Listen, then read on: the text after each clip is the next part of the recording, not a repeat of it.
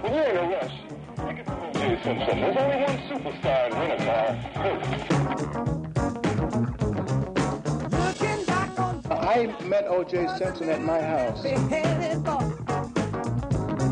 I heard about him when I was in San Francisco because O.J. at that particular time was a very bad kid.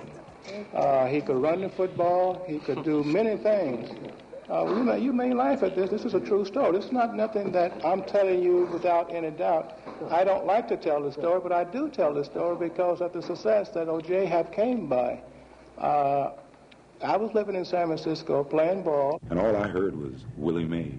You know, people talk about Willie Mays, and when they talk about him, there was smiles, there was good feelings. You know, my uncle had an uncle who used to drink all the time. He was wino, but he's a good man.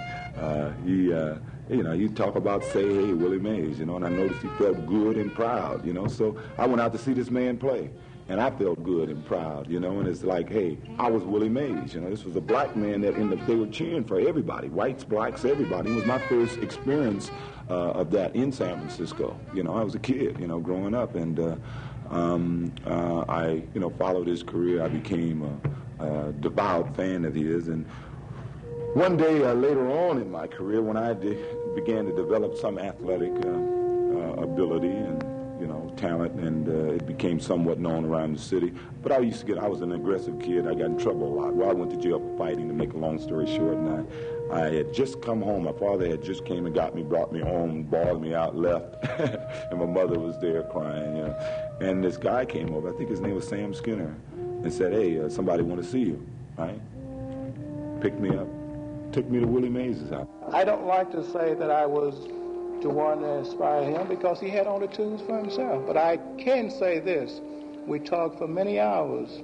Whether I got to him or not, I don't really know. I never met Willie other than outside the stadium after the games, you know. And I went in there, and, hey, I'm in Willie Mays' house, man. He paid $80,000 for this house, you know. And this is back in 1963 or something like that.